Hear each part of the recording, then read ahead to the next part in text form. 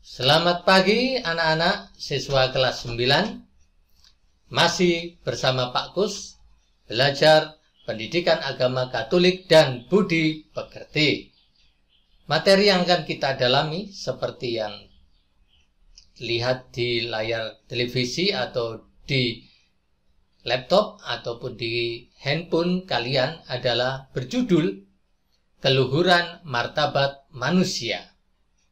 Oke, kita lanjutkan. Apa yang menjadi hal yang persiapan kita sebelum belajar? Selalu diingatkan Pak Gus untuk menyiapkan alat tulis perangkatmu dan catat poin-poin penting dari video pembelajaran hari ini. Kita sudah belajar tentang keluhuran martabat manusia yang diaplikasikan atau diterapkan melalui hidup beriman Kristiani. Nah, sekarang kita coba lagi mendalami tentang keluhuran martabat manusia. Oke, mari kita awali dengan doa terlebih dahulu kegiatan pada hari ini. Dalam nama Bapa dan Putra dan Roh Kudus. Amin.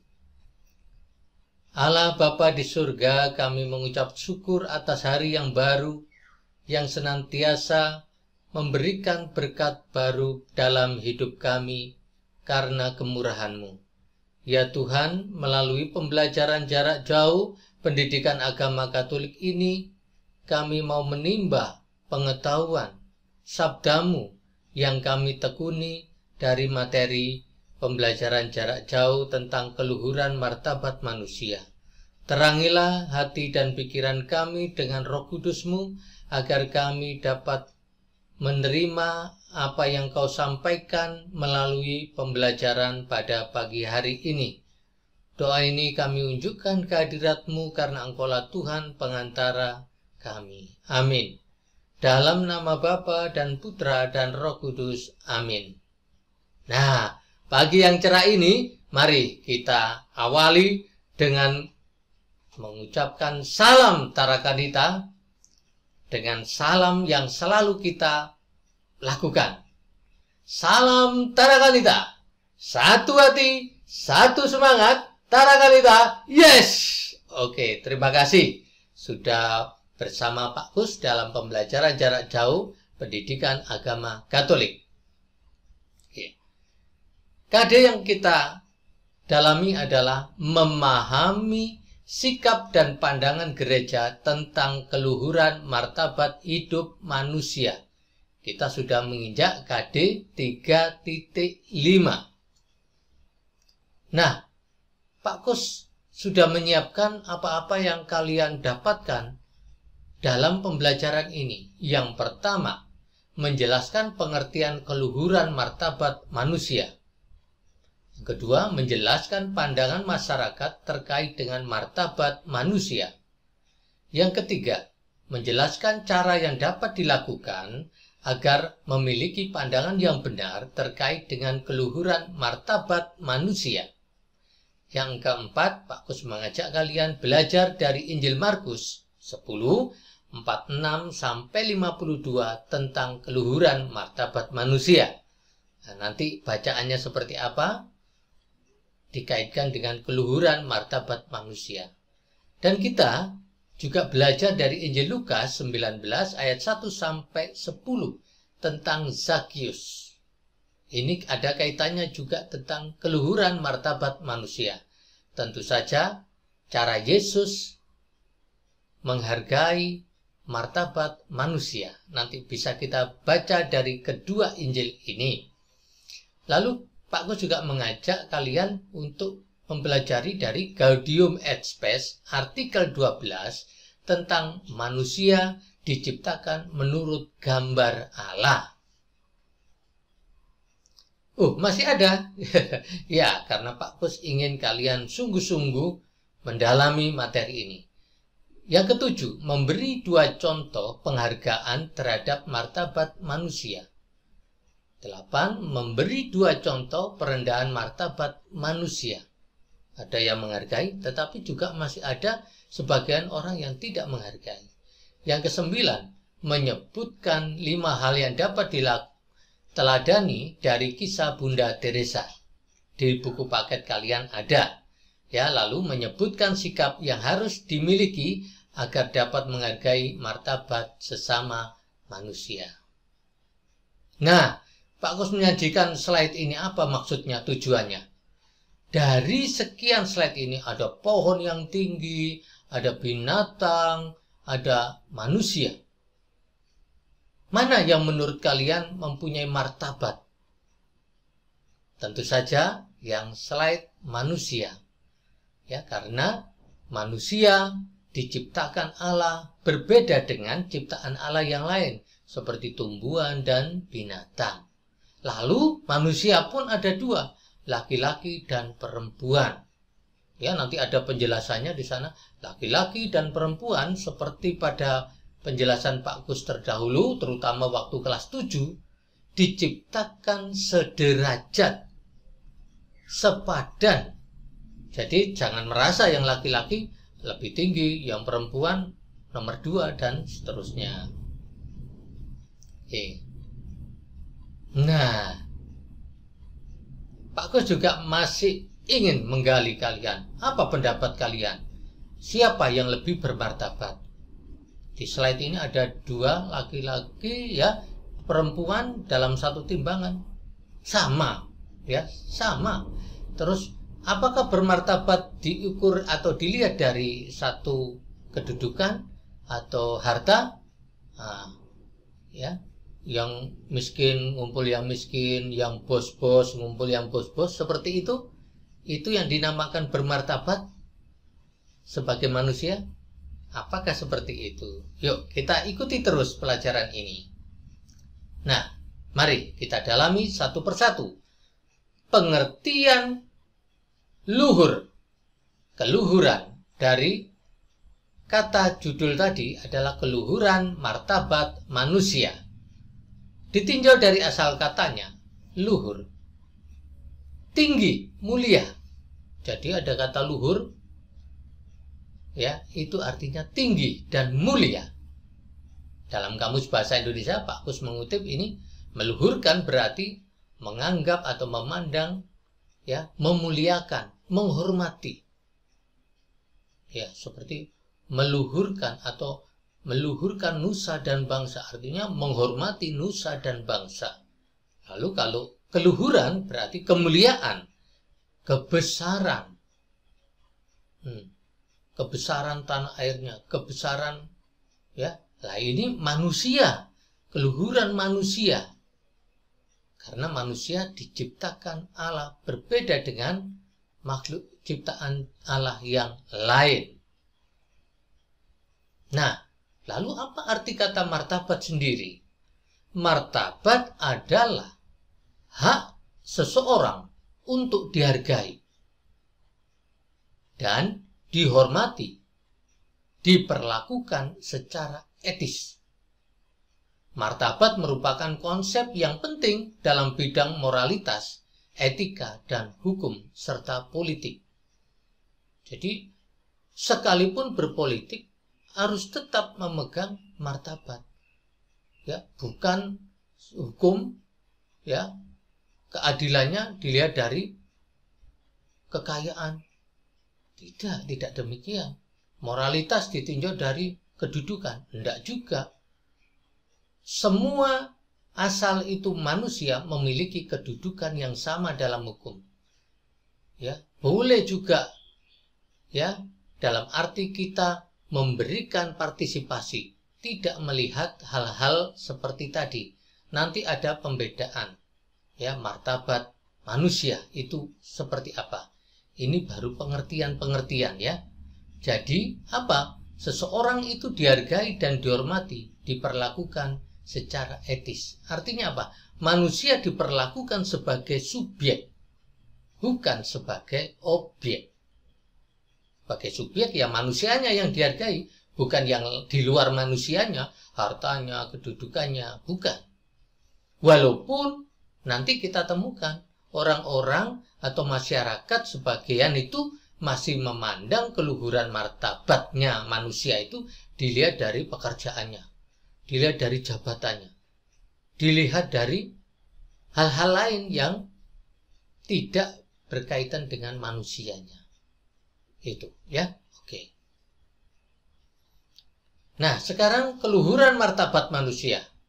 Tadi sudah dijelaskan martabat seseorang dihargai.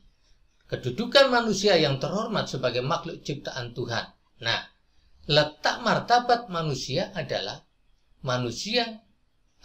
ciptaan Tuhan. Siapapun itu.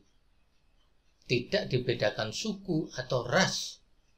Ya, semua manusia di dunia ini ciptaan Tuhan. Nah, itu martabat manusia. Sehingga mereka layak mendapat tempat yang lebih tinggi dari ciptaan Allah yang lain. Tidak ada suku, ras tertentu yang merasa dirinya lebih tinggi. Jika ada yang demikian, mesti pandangannya keliru. Karena manusia diciptakan oleh Allah, satu-satunya Allah. Ya, keluhuran martabat manusia nampak dalam kehidupan sehari-hari apabila menempatkan manusia sebagai subjek. Nah, tadi Pak sudah mengatakan dari tatanan kehidupan dan bukannya menjadi objek.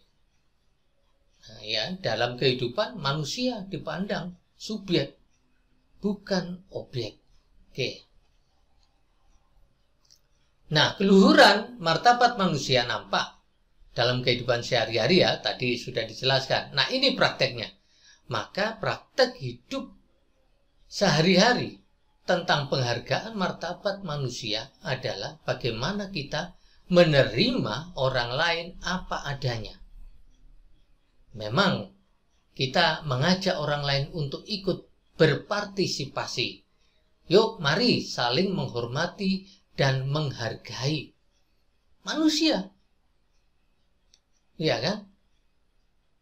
Dengan semangat kebersamaan dan cinta tanah air kita dapat membangun Indonesia bersatu. Ya memang ketika bangsa ini dapat bersatu, saling menghargai, pasti Indonesia majunya lebih cepat. Karena apa? Persatuan dan menempatkan kesederajatan satu sama lain itu menjadi dasar. Jangan ada yang merasa lebih tinggi, ya, sehingga apa? Sehingga orang lain di nomor 2 kan, nomor 3 kan, nomor sekian kan. Nah, ini yang tidak baik. Nah, sekarang kita mulai menyadari ya, anak-anak, bahwa kesederajatan manusia itu menjadi dasar dalam relasi dengan sesama. Penghargaan terhadap martabat manusia tidak didasarkan pada kedudukan atau jabatan atau harta yang melekat. Jika demikian, manusia bukan lagi subjek tetapi objek. Oke, lanjut. Nah, poin yang kedua, Pak Kus mau menjelaskan pandangan yang dangkal terhadap keluhuran martabat manusia. Memang sebagian orang nyatanya demikian. Nah, ini Pak Kus. Ya, dangkal pandangan masyarakat yang demikian. Yang pertama, adanya masyarakat yang menghargai seseorang dari kedudukan atau jabatannya. Siapa? Apa jabatannya?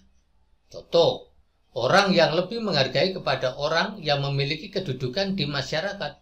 Misalnya dalam masyarakat kita ada yang, Pak Camat itu, Pak Bupati itu, Pak DPR itu, Ibu DPR itu. Pasti cara kita menyapa juga berbeda. Ini yang keliru, ya, ini yang dangkal. Tadi Pak Kus katakan, siapapun pemulung, ya, itu juga mempunyai martabat yang sama dengan saya dan kalian. Asisten rumah tangga, kalau dulu sih kata-katanya pembantu rumah tangga. Tetapi sekarang, lihat, kata-kata saja mulai dihaluskan. Asisten rumah tangga. Dulu ada kasar lagi, aduh, kalau menyebut ya gak enak. Ya, tetapi dengan manusia semakin menghargai dan memiliki tingkat budaya yang tinggi, dalam berbahasa pun etis, ya, diperhalus. Ada penghargaan itu menunjukkan. Yang B, adanya masyarakat yang lebih menghargai seseorang karena kekayaannya, sedangkan orang miskin tidak mendapatkan penghargaan. Iya, ini ada sebagian masyarakat yang menghargai dari kekayaannya. Pasti kalian tahu itu. Yang C, adanya masyarakat yang menghargai seseorang karena penampilannya. Orang yang berpenampilan sebagai orang kaya, seperti orang kaya, lebih tinggi dihormati. Maka tidak jarang karena ingin berpenampilan lebih dari yang lain, justru membahayakan mereka, mengundang kejahatan, karena tidak biasa tampil sederhana. Apalagi zaman-zaman sekarang ini, ya kejahatan mengintai. Nah, oleh karena itu, bersyukurlah kalian, walaupun mempunyai, tetapi tidak suka memamerkan. Walaupun mempunyai, tidak terus menampilkan diri sebagai orang yang memiliki semuanya. Ya, bagus itu. Kalian sudah diajari pendidikan karakter Tarakanita. Bagaimana ugahari, tahu batas. Dengan siapa kita bergaul, ya? Oke. Contoh perendahan martabat manusia. Ya, ini memandang orang lain lebih rendah daripada diri kita sendiri. Ya, bisa macam-macam tadi dari segi kekayaannya, kedudukannya. Kalau kalian pelajar ya biasanya tanya-tanya ranking gitu kepada wali kelas, tujuannya apa? Kalau motivasinya untuk merendahkan orang lain, sebaiknya jangan. Karena itu kalian bertentangan dengan kehendak Allah. Justru ketika kalian rankingnya tinggi, pertanyaannya adalah, apakah yang sudah kalian lakukan untuk temanmu yang rankingnya paling bawah? Pernahkah kalian menyapa, mengajak belajar bersama, supaya dia bisa meningkatkan tingkat pengetahuannya dengan menunjukkan ranking yang meningkat atau tidak? Nah, oke ya. Yang kedua, memperlakukan orang lain dengan sewenang-wenang menurut semau kita. Ini juga tidak boleh, merendahkan.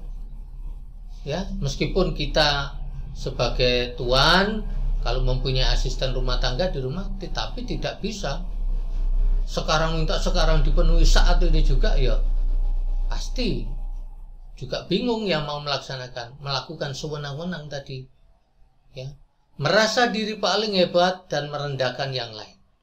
Ini juga terjadi dalam masyarakat kita, memperlakukan pembantu sewenang-wenang. Nah, ini banyak berita, ya kan, pembantu tidak digaji selama sekian bulan, sudah tidak digaji, disiksa secara fisik, dibentak-bentak. Nah, ini cara-cara tidak memperlakukan dengan baik kepada manusia, ya, merendahkan martabat manusia lain.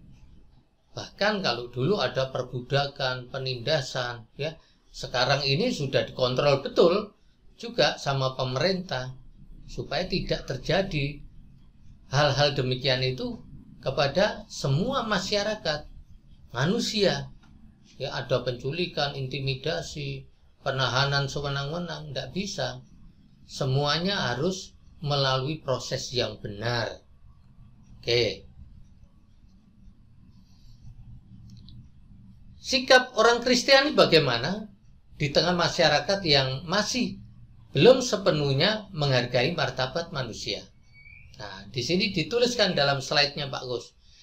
Sikap orang Kristiani dalam memperjuangkan keluhuran martabat manusia sebagai orang Kristiani dipanggil saya dan kalian memperjuangkan keluhuran martabat manusia seperti halnya Yesus sendiri menjunjung tinggi martabat manusia dan memperjuangkan keluhuran martabat manusia dalam pewartaannya.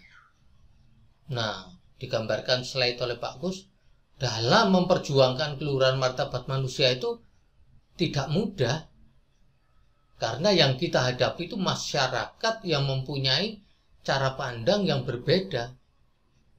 Nah, syukur kalau kita mempunyai pandangan masyarakat yang sama dengan kita, tidak ada konflik. Tetapi kalau terjadi ya perbedaan, pasti kita juga harus siap. Karena memang untuk itu kita hadir memperjuangkan keluhuran martabat manusia.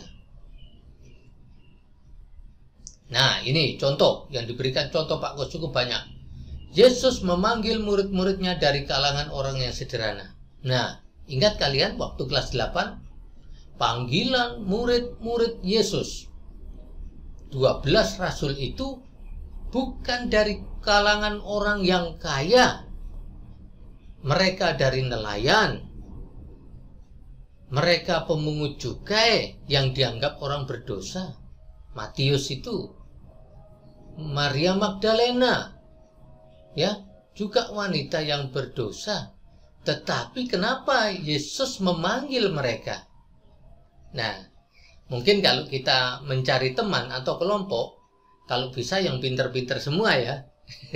Kalau bisa yang kaya-kaya semua ya. Maka itulah bedanya kita dengan Yesus.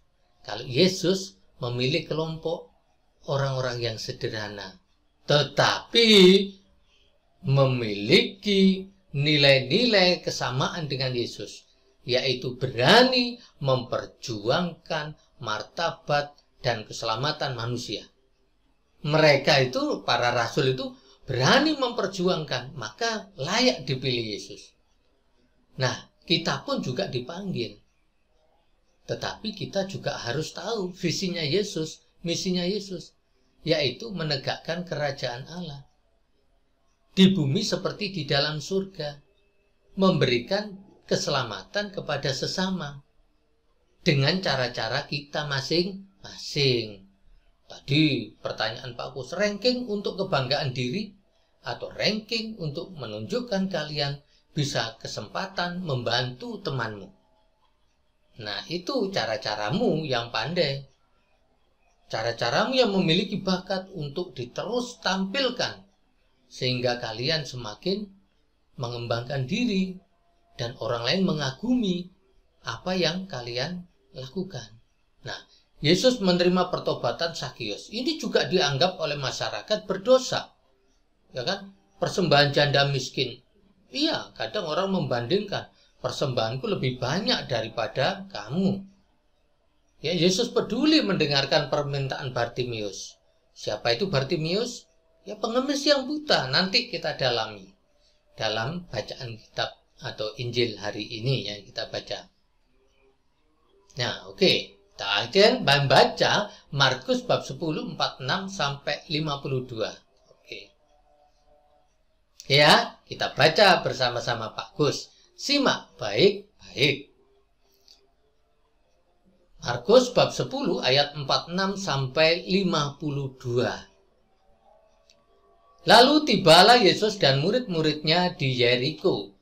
Dan ketika Yesus keluar dari Yeriko bersama-sama dengan murid-muridnya dan orang banyak yang berbondong-bondong, ada seorang pengemis yang buta bernama Bartimius, anak Timius, duduk di pinggir jalan. Ketika didengarnya bahwa itu adalah Yesus orang Nazaret, mulailah ia berseru, "Yesus, anak Daud, kasihanilah aku." Banyak orang menegurnya supaya ia diam. Namun semakin keras ia berseru, "Anak Daud, kasihanilah aku." Lalu Yesus berhenti dan berkata, "Pergilah dia." Mereka memanggil orang buta itu dan berkata kepadanya, "Kuatkan hatimu, berdirilah, ia memanggil engkau." Lalu ia meninggalkan jubahnya, ia segera berdiri dan pergi mendapatkan Yesus. Ya. Tanya Yesus kepadanya, "Apa yang kau kehendaki supaya aku berbuat bagimu?" Jawab orang buta itu, "Rabuni, supaya aku dapat melihat." Lalu kata Yesus kepadanya, "Pergilah, imanmu telah menyelamatkan engkau." Pada saat itu juga melihatlah ia, lalu ia mengikuti Yesus dalam perjalanannya. Nah, anak-anak sekalian, tidak ada yang mustahil bagi Tuhan. Yesus dalam menunjukkan kerajaan Allah. Yesus adalah jalan menuju kerajaan Allah. Yesus adalah kebenaran dan kehidupan. Ini juga dialami oleh siapa tadi? Bartimius, pengemis yang buta. Oke. Yesus melakukan mukjizat dan memanggil orang-orang yang menderita untuk disembuhkan. Karena apa? Karena Bartimius percaya kepada Tuhan Yesus. Dia memanggil, Yesus anak Daud, kasihanilah aku. Inilah ungkapan iman Bartimius yang meminta pertolongan Yesus dalam sakitnya. Yesus menjadi satu-satunya harapan untuk mendapatkan keselamatan. Sekian lama Bartimius sakit, sekian lama dia menderita, dan sekian lama tidak ada orang yang membantu Bartimius untuk sembuh. Tetapi dengan kehadiran Yesus, Bartimius yang sakit itu akhirnya bisa melihat. Dari buta bisa melek karena imannya kepada Yesus.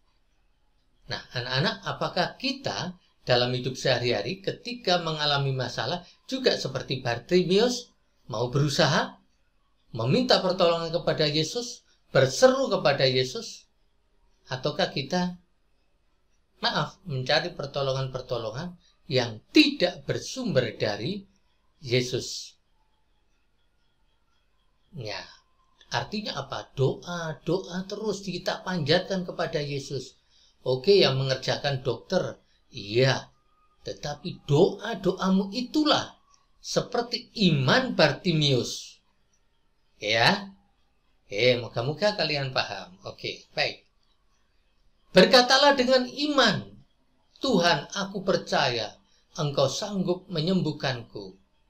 Manusia sangat terbatas, tetapi aku memiliki Engkau yang sungguh tidak terbatas. Tidak ada yang mustahil bagimu. Inilah mestinya doa-doa kita yang kita panjatkan ketika kita sakit dan merasa tak berdaya dan merasa tidak ada harapan. Tapi Bartimius dengan pertemuannya dengan Yesus menjadi jalan keluar. Berkatalah dengan iman, Tuhan, aku percaya Engkau sungguh menyembuhkanku. Manusia sangat terbatas, tetapi aku memiliki Engkau yang sungguh tidak terbatas. Tidak ada yang mustahil bagimu. Nah, sekarang Injil Lukas tentang Zakius. Yuk kita baca. Kisahnya demikian. Yesus masuk ke kota Yeriko dan berjalan terus melintasi kota itu. Di situ ada seorang bernama Zakius, kepala pemungut cukai, dan ia seorang yang kaya. Kepala pemungut cukai ya. Ia berusaha untuk melihat orang apakah Yesus.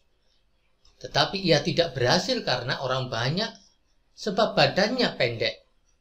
Maka berlarilah ia mendahului orang banyak, lalu memanjat pohon ara untuk melihat Yesus yang akan dilewati di situ. Ketika Yesus sampai ke tempat itu, ia melihat ke atas dan berkata, Zakius, segeralah turun, sebab hari ini aku harus menumpang di rumahmu. Lalu Zakius segera turun dan menerima Yesus dengan sukacita. Tetapi semua orang yang melihat hal itu bersungut-sungut katanya, ia menumpang di rumah orang berdosa. Tetapi Zakius berdiri dan berkata kepada Tuhan, Tuhan, setengah dari milikku akan kuberikan kepada orang miskin, dan sekiranya ada sesuatu yang kuperas dari orang, akan kukembalikan 4 kali lipat. Kata Yesus kepadanya, hari ini telah terjadi keselamatan kepada rumah ini, karena orang ini pun anak Abraham. Sebab anak manusia datang untuk mencari dan menyelamatkan orang yang hilang. Nah, ini penegasan dari Pak Gus. Yesus memanggil Zakius secara personal, secara pribadi, dan menghargai sebagai pribadi. sebagaimana adanya dan bukan ada apanya. Nah, ini ya, sebagaimana adanya, bukan ada apanya. Ya, Yesus menerima keadaan Zakius yang dianggap orang berdosa. Ya, diterima apa adanya Zakius. Kalau orang-orang atau mungkin kita pun dalam berteman pilih-pilih, dia pinter enggak? Dia menguntungkan bagi saya enggak? Ada apanya ya dia? Dia punya apa? Mobil atau motor? Motor apa? Mobil yang mana? Loh, pertanyaan ini masih panjang. Nah, apakah kita seperti ini? Semoga tidak, karena Yesus mengajarkan ya, menghargai pribadi sebagaimana adanya. 2. Sapaan Yesus membuahkan perubahan sikap. Apa perubahan sikap yang nampak?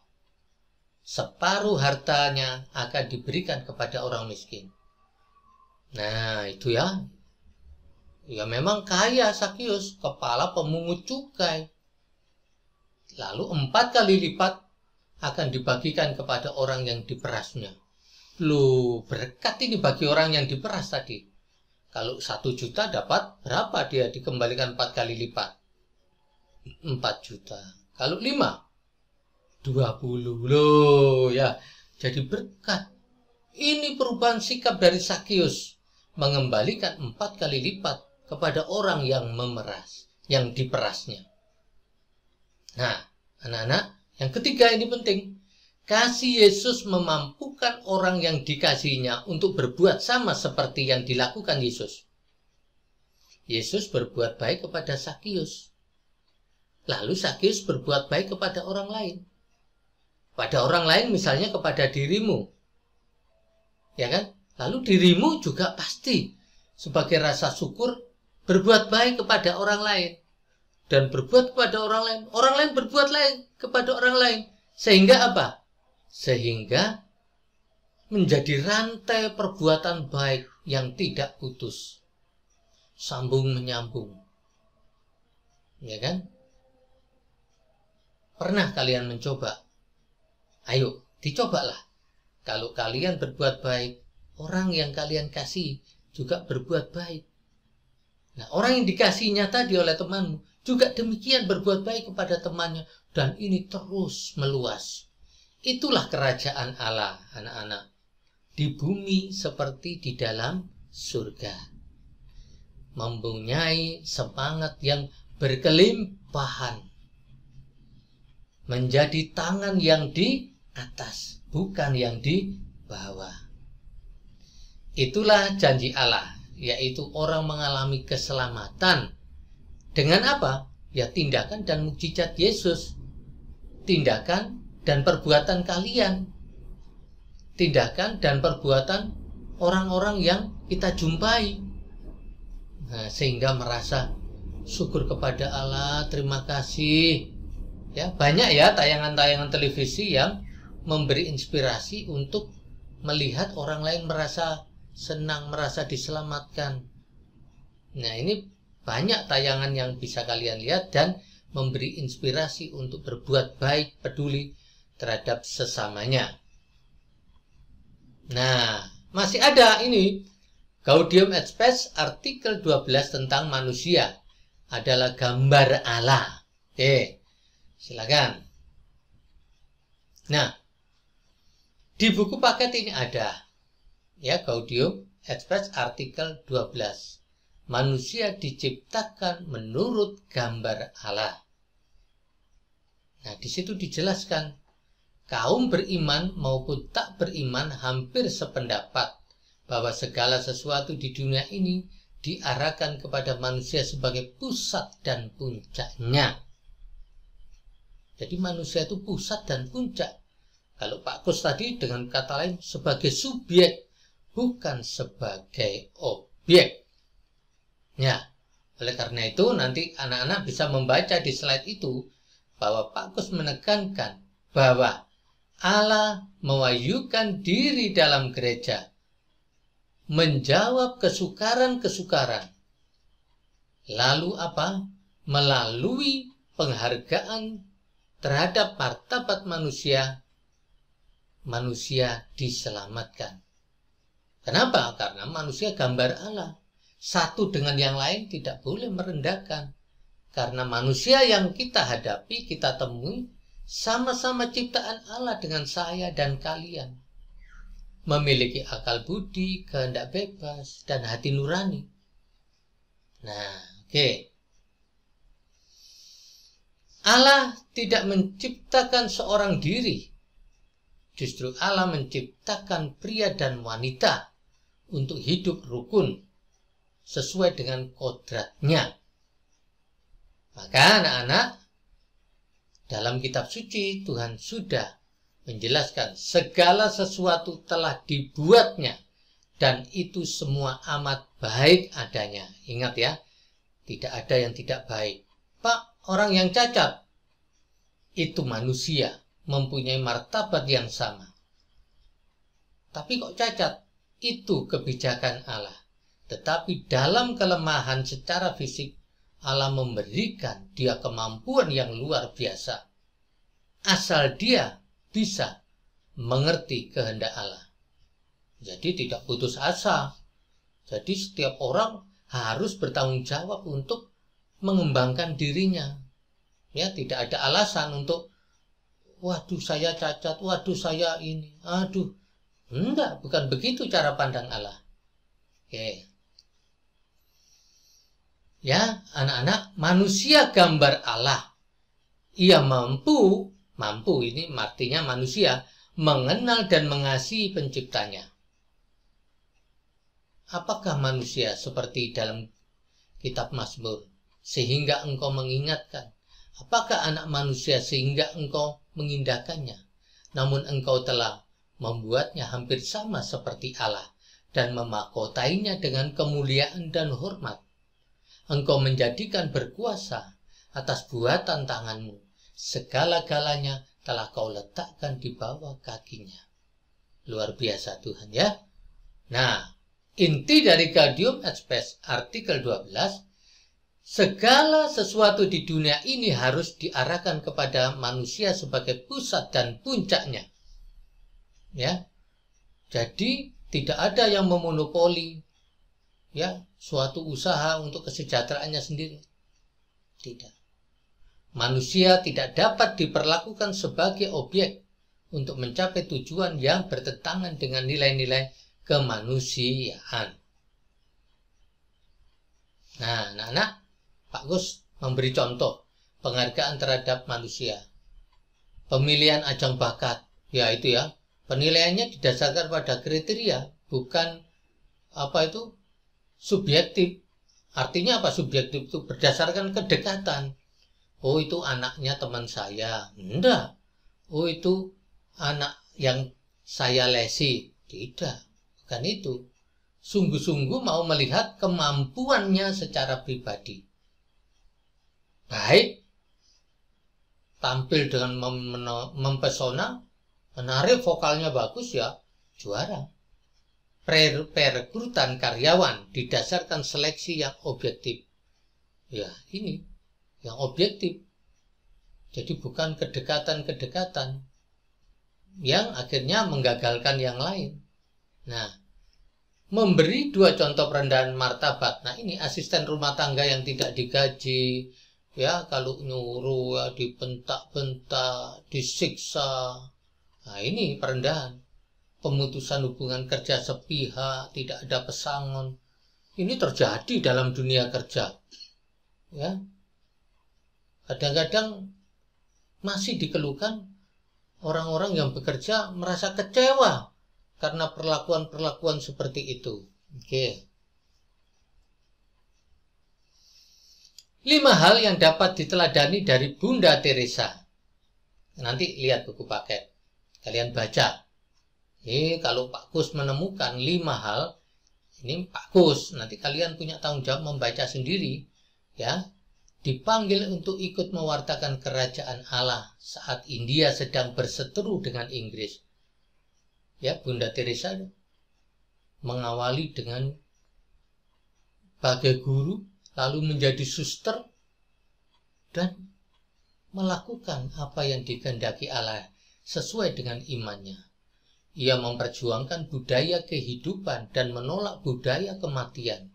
Ini Bunda Teresa.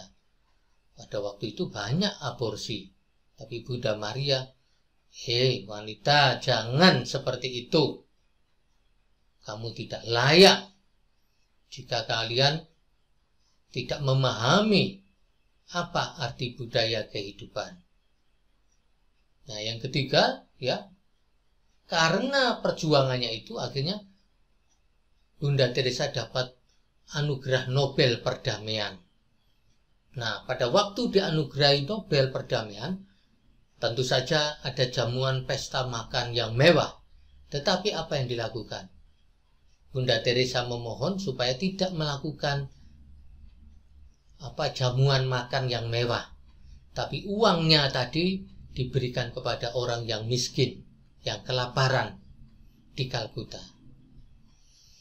Ya, catatan imannya yang ditulis dengan judul Come Be My Light. Ini bercerita tentang keyakinan akan imannya, penghargaan dan cinta kasihnya kepada orang yang miskin dan menderita. Ya, ditulis dalam judul bukunya Come Be My Light. Ya. Nah, pada akhirnya karena kesucian hidupnya, ia digelari sebagai orang suci, sebagai santa oleh Gereja Katolik pada tanggal 4 September 2016 ya, di Roma sana. Luar biasa ya. Oke, kita lanjutkan. Nah, Pak Gus mengajak kalian untuk mampu menyebutkan sikap yang dimiliki agar dapat menghargai martabat manusia lain. Apa? Sikap menghargai sesama didasarkan pada kesederajatan. Ya, mulailah dalam pergaulan melihat sesama teman kita bukan dari kekayaannya, dari nilai-nilainya, nilai rapotnya, tetapi dari apa? Martabatnya manusia, sebagai manusia. Yang kedua, membiasakan untuk menjalin relasi dan komunikasi dengan sesama tidak didasarkan pada kekayaan, penampilan, dan kedudukan atau jabatan. Selalu mohon rahmat Allah agar kita diberikan hati yang penuh kasih pada sesama. Rajin membaca kitab suci untuk mendengarkan atau memahami wahyu Allah. Dan rajin berdoa, lebih-lebih perayaan Ekaristi.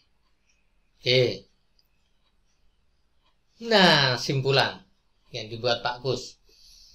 Intinya, segala bentuk perendahan martabat manusia tidak dikehendaki Allah. Hal ini dikarenakan bahwa manusia adalah gambaran Allah. Allah menciptakan alam semesta baik adanya dan manusia adalah citra Allah. Tuh saya gambarkan laki-laki dan perempuan sederajat. Tidak laki-laki merasa lebih tinggi, perempuan yang rendah. Atau sebaliknya karena kondisi tertentu, perempuan menjadi wanita karir, sementara yang laki-laki PHK, lalu yang perempuan merasa mempunyai ego yang tinggi. Nah, tidak boleh juga. Ya. Sebagai citra Allah, manusia dianugerahi akal budi, hati nurani, dan kehendak bebas untuk berkembang. Oleh karena itu, manusia tidak boleh berhenti selagi hidup. Dia harus mengeluarkan ide-idenya yang kreatif untuk mengembangkan dirinya. Dalam masa pandemi yang sulit ini, guru-guru juga dilatih untuk menyampaikan materi secara kreatif. Anak-anak juga dilatih untuk menerima secara kreatif. Tidak banyak menuntut ini, itu. Tetapi sesungguhnya adalah tidak mau belajar. Ya, ekonomi susah. Dituntut kreativitas untuk membangun jejaring supaya ekonomi keluarga meningkat lagi. Tidak boleh putus asa. Tinggal diam di rumah saja. Tidak bisa. Ya, itu perjuangan contoh Yesus Ya, dalam kitab suci ditulis wanita yang berdosa diampuni, Zakius si pemungut cukai juga diampuni. Ya, membawa perubahan besar dalam hidupnya dan mengikuti Yesus mereka semua. Yesus rela menderita wafat, bangkit dengan mulia untuk menebus dosa-dosa saya, kita semua, supaya kita selamat. Jangan lupa itu. Oke. Nah, sekarang penugasan. Ya, seperti yang tertera. 1. Jelaskan pengertian keluhuran martabat manusia. 2. Jelaskan pandangan masyarakat yang dangkal terkait dengan keluhuran martabat manusia. Jelaskan sikap orang Kristiani terkait dengan keluhuran martabat manusia. Apa yang dilakukan Yesus dari Injil Markus bab 10:46 sampai 52? Apa yang dilakukan Yesus dari Injil Lukas 19 ayat 1 sampai 10? Apa isi dari Gaudium et Spes artikel 12? Oke, nanti kalian jawab. Berilah contoh 2. Tidak sama dengan Pak Kus ya, kalau bisa. Cari, temukan sendiri. Yang menghargai maupun yang merendahkan martabat manusia. Lalu 5 hal yang dapat diteladani dari kisah Bunda Teresa. Itu Pak Kus yang menemukan. Nah, kalian menemukan sendiri. Menyebutkan sikap yang harus dimiliki agar dapat menghargai martabat manusia. Nah, anak-anak, sambil kita berdoa, saya ajak bermazmur tadi. Ini sebagai doa penutup kita. Ya. Oke, mari kita berdoa. Dalam nama Bapa, Putra, dan Roh Kudus. Amin.